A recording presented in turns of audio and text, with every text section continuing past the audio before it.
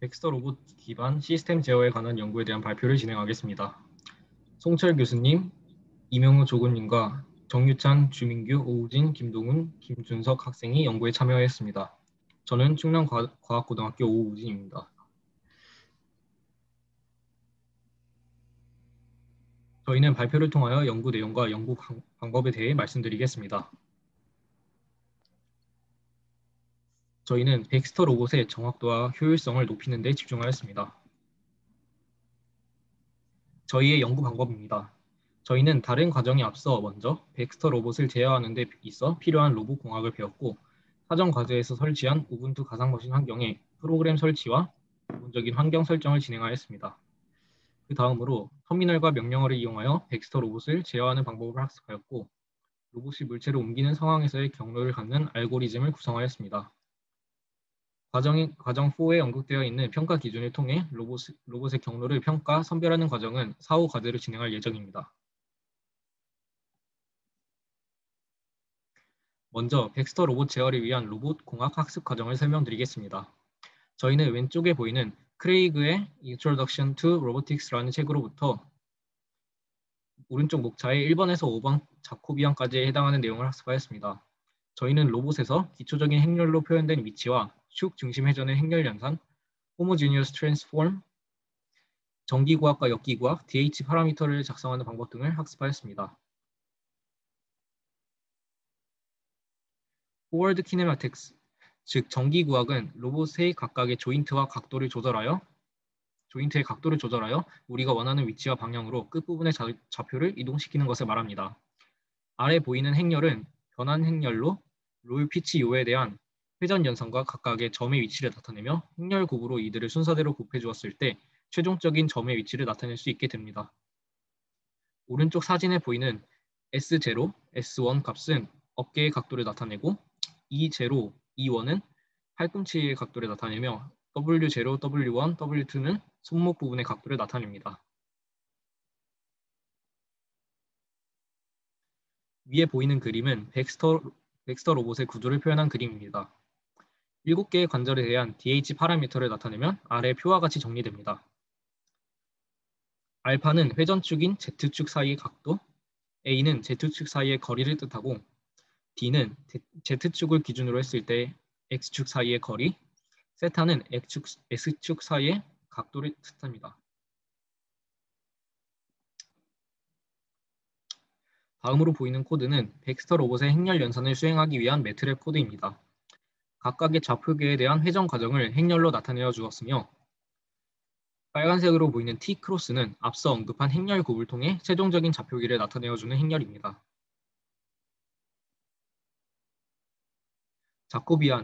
자코비안은 각각의 좌표계의 속도와 각속도에 관한 식으로 우변의 Q를 미분한 값과 각과의 관계를 나타내어 줍니다. 아래에 정리된 자코비안의 행렬을 보면 각각의 위치에 대한 값을 각도의 값으로 미분하여 나타내었음을 알 수 있습니다. 자코비안 매트랩 코드에서 DIFF라는 미분 함수를 이용하여 행렬을 표현해 주었습니다. 덱스터 로봇 제어를 위한 프로그램 설치와 기본 환경 설정 진행에 대한 내용입니다. 저희는 우분투와 ROS 인디고, 및 파이썬을 이용하였습니다. 저희는 기본 설정 매뉴얼에 따라 덱스터 관련 파일들을 다운로드하는 과정을 거쳤습니다.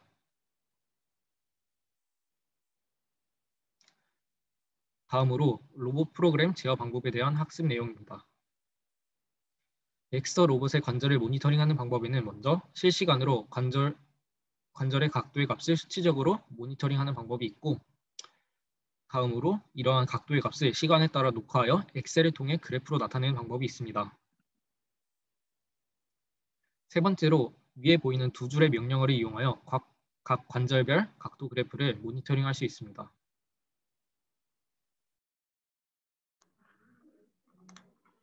인천과학고등학교 김준석입니다. 저희는 앞에서 말씀드린 프로그램을 이용해서 PID 개인값을 변화시키면서 비교하는 실험을 진행하였습니다.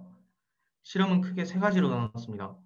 P제어와 PD제어, 그리고 I제어와 PI제어, 그리고 D제어와 PID 제어로 나눠서 실험을 진행하였습니다. 먼저 파이썬 코드를 터미널에서 불러와 로봇의 모든 조인트 포지션 값을 0으로 하는 자세를 기본 자세로 가정했습니다. 다음으로 PID 개인 값을 변화시키면서 로봇 팔을 일정한 위치로 이동시킬 때 조인트의 포지션 정보를 레코딩하고 이를 그래프로 변환하고 분석하였습니다.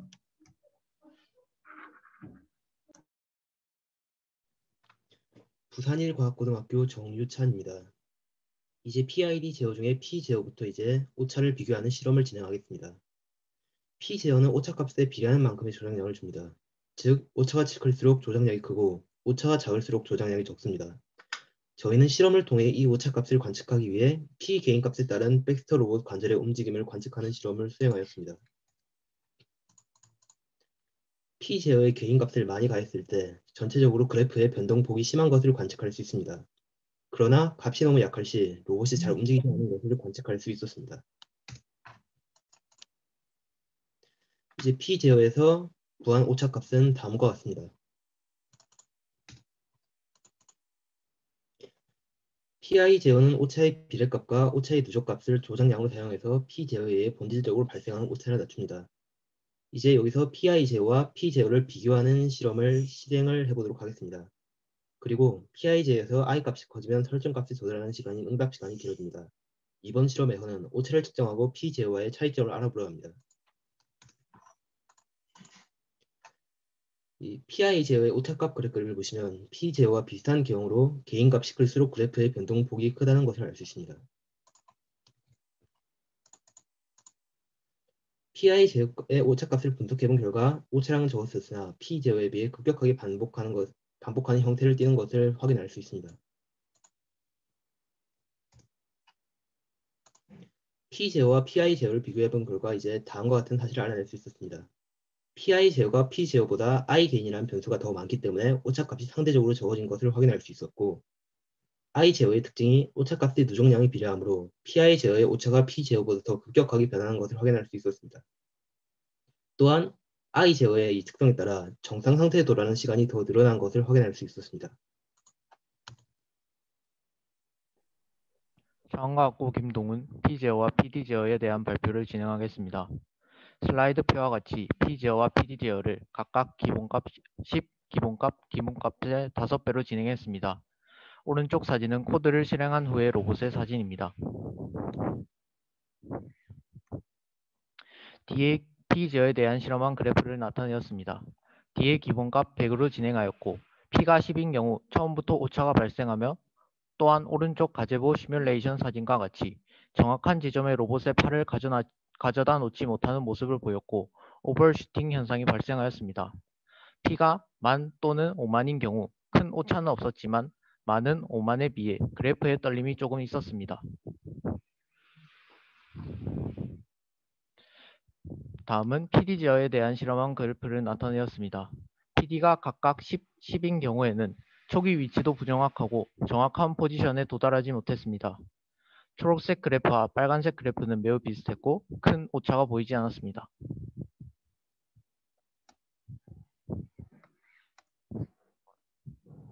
마지막으로 P제어와 PD제어를 비교해보면 만약 P제어만을 사용하게 되면 정상 상태에서 줄어들지 않는 오차가 발생할 수 있는데 D제어의 영향으로 오차가 없게 만들 수 있고 응답 시간을 줄일 수 있어 로봇팔이 움직이는 시간을 줄일 수 있습니다. 예를 보시면 왼쪽 P제어의 그래프의 응답 시간은 약 3초이고 오른쪽 PD제어의 그래프의 응답 시간은 약 2초임을 알 수 있었습니다. 하지만 오버슈팅의 문제는 해결할 수 없음을 알 수 있었습니다. 인천과학고등학교 김준석입니다. 다음은 D제어와 PID 제어입니다. D 개인과 PID 개인을 10 기존값 2배로 변화시켜 각 제어당 3번의 실험을 진행하였습니다. 먼저 D 제어에 대한 실험입니다. 첫 번째로 D 개인값이 10일 때는 그래프의 진동이 심하게 나타나는 것을 볼 수 있습니다. 두 번째로 D 개인값이 기존값인 100일 때는 10일 때보다 그래프의 진동이 줄어든 것을 확인할 수 있었습니다. 세 번째로 D 개인값이 기존값의 2배인 200일 때는 10일 때보다 진동이 많이 줄었지만 100일 때에 비해 진동이 조금 늘어난 것을 볼 수 있습니다. 이는 D 개인의 미분기의 개인 특성을 가지기 때문입니다. 미분기 게인인 D 게인을 증가시키면 응답 속도는 증가하지만 노이즈에 민감해집니다. 따라서 D 게인이 너무 커지면 진동이 발생하는 것입니다. 앞서 보여드린 세 경우의 그래프를 겹쳤을 때 모습입니다. 각 실험에 대해 조금 더 자세히 분석해봤습니다. 먼저 세틀링 타임이란 최종값이 2% 또는 5% 이내에 들어가 머무르는 데 걸리는 시간을 의미합니다. 즉 세틀링 타임이 길면 응답 속도가 느리다는 것을 의미합니다. 저희가 진행한 실험의 최종 포지션 값은 마이너스 0.625이기 때문에 5%에 해당하는 마이너스 0.59375보다 작아지는 시점부터 세틀링 타임에 해당한다고 할 수 있습니다. 위 표를 보시면 실험 1에서 3으로 갈수록 세틀링 타임이 줄어드는 것을 확인할 수 있습니다.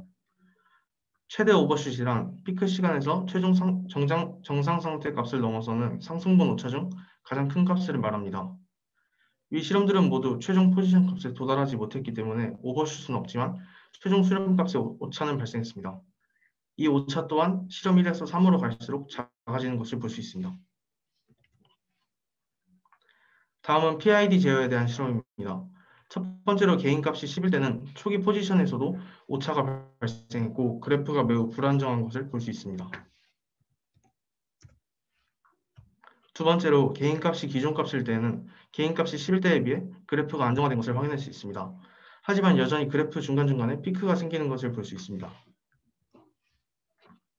마지막으로 개인값이 기존값의 2배일 때에는 개인값이 기존값일 때에 비해 그래프가 더 안정화되고 눈에 띄는 피크도 사라진 것을 확인할 수 있습니다.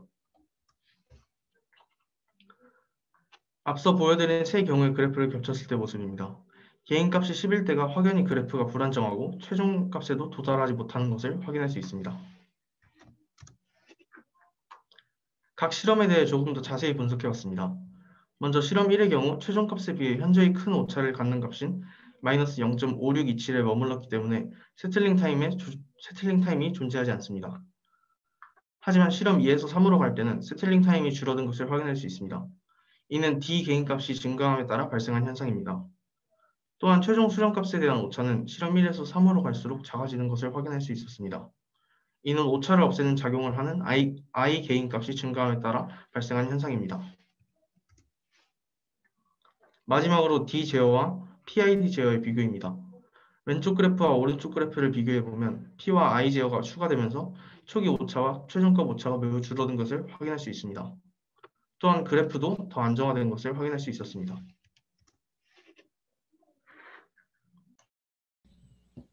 한성과학고등학교 주민규입니다. 이어서 로봇이 물체를 옮기는 상황에서의 경로를 갖는 알고리즘 구상에 대해서 설명하도록 하겠습니다. 우선 저희는 물체를 옮기는 태스크를 수행을 하기 위해서 이 가제보 시뮬레이션 상에 물체를 소환해야 되는데 그중 첫 번째 방법이 인서트를 이용하는 방법이 있습니다. 왼쪽에 있는 회색 창에서 물체를 더블 클릭하는 것으로 옆에 있는 테이블과 같은 물체를 생성이 가능하며 위에 있는 그라운드 플레인은 맥서 로봇이나 물체 같은 게 바닥에 서 있을 수 있도록 하는 바닥을 말합니다. 그리고 두 번째 방법으로는 빌딩 에디터를 사용하는 방법이 있습니다. 에디트, 빌드 에디터를 통해서 들어갈 수 있는데요. 위쪽에 있는 2차원 창에서 선을 그림으로써 그에 해당하는 벽, 계단, 창문, 문 등을 설치가 가능하고 설치 시 아래에 있는 시뮬레이션 상에도 설치되는 모습을 볼 수 있습니다. 이런 물체들은 2차원 창에서 옆에 있는 인스펙터로 크기, 높이 등이 조절이 가능합니다. 물체를 옮기는 태스크를 수행하기 위해 넥서 로봇을 움직이는 방법 중 하나가 정기과학을 이용하는 방법인데요. 각 관절마다의 각도를 입력하여 벡터 로봇을 조종하는 방법입니다. 벡터 로봇에는 어깨 부분에 S0, S1, 팔꿈치 부분에 E1, E2, 손목 부분에 W0, W1, W2 이렇게 7개의 관절이 있는데 총 7개의 관절의 각도 값을 모두 다 입력해 줌으로써 조절하는 방식입니다. 또 다른 방법은 역기구학을 이용하는 방식인데요. 벡터 로봇의 끝단, 즉 저기 있는 그리퍼의 위치를 입력하여 조정하는 방법입니다. 입력된 그리퍼의 위치를 토대로 각 관절의 각도 그리고 위치를 계산하여 벡터 로봇의 팔을 이동하는 방법인데요. 입력하는 데는 간단하지만 그래도 계산이 전기과학 과목보다 복잡하기 때문에 시간이 오래 걸리고, 그리고 끝단의 위치가 주어졌음에도 그 위치에 도달하는 것이 불가능할 수도 있는 경우가 있습니다. 이것은 역기구학 방식을 이용해서 물체를 옮기는 태스크를 수행하는 방식의 영상입니다. 이 물체를 옮기는 알고리즘을 바탕으로 경로 최적화 및 정확성에 대해서 평가하는 것은 사후 연구에서 진행을 할 예정입니다.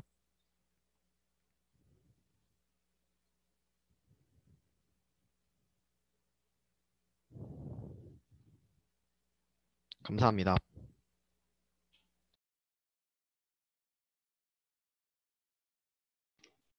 네, D 공구조의 발표 잘 들었습니다. 혹시 관련해서 질문이 있으시면 지금 말씀해 주세요.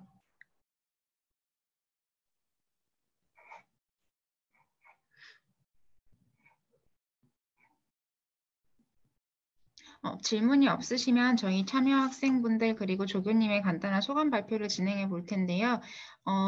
로봇이 물체로 옮기는 상황에서 알고리즘 구상까지 실험 과정에 대한 발표 저희 잘 들었습니다. 그리고 사후 연구도 좋은 결과 있으시길 바라겠고요. 그럼 참여해 주신 학생분들께서 소감을 발표해 주시면 감사하겠습니다.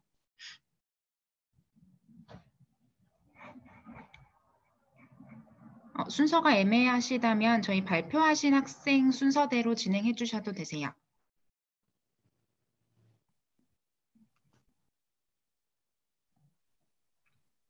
일단 그 이론적인 부분을 학습하는 과정에서 많은 어려움이 있어서 조금 힘들었고, 그런 그 이론적인 부분을 거친 다음에 그런 프로그램을 가지고 하는 과정에서 매우 즐겁게 참여할 수 있어서 좋았던 프로그램이었던 것 같습니다.